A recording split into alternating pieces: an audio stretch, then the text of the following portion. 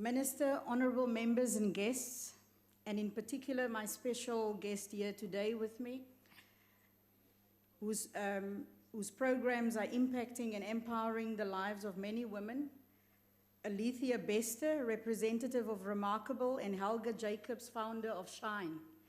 Both these women are running programs in our communities that are affecting the women that needs it most.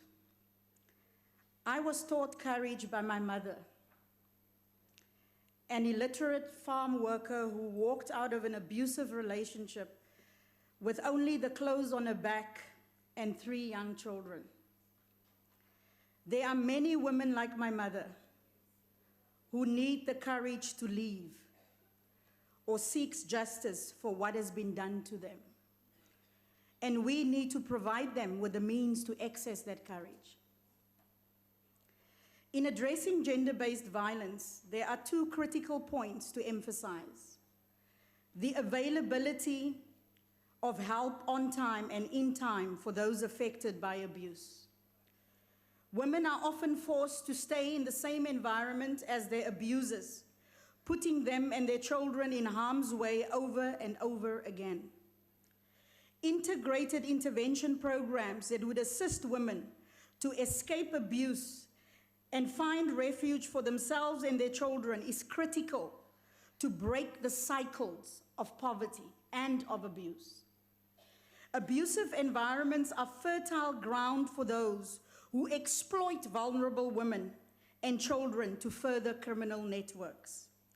South Africa needs provision of residential and care facilities for abused women and people with special housing needs. There is a long backlog and many shelters need funding.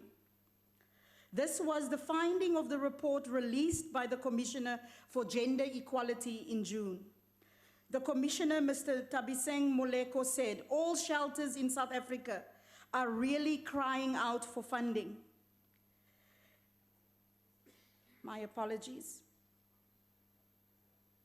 In highlighting this plight, Commissioner Moleko said that shelters funded by government are often funded late, and some shelters are highly equipped with enough staff, while others are located in converted shipping containers. Currently, there are no national human settlements program by which non-profits can access capital funding to build places of refuge for abused women.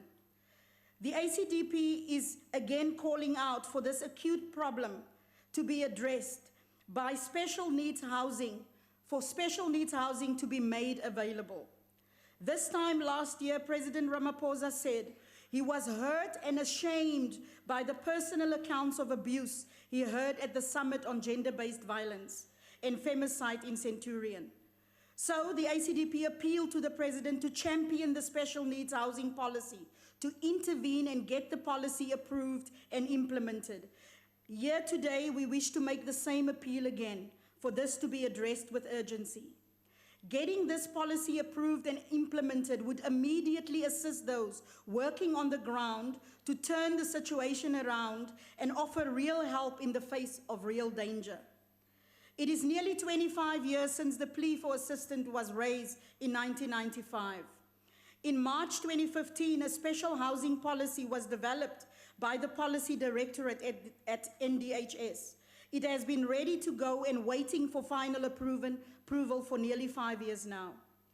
In addressing gender-based violence, as the Women's Parliament discusses various strategic plans, the role of SALGA, the role and funding of police, customs, culture, religion, it is meaningless if we don't act to give battered and raped women the refuge and facilities that they need. The ACDP wants to appeal to the Minister to not let another year go by without this policy being signed off and implemented.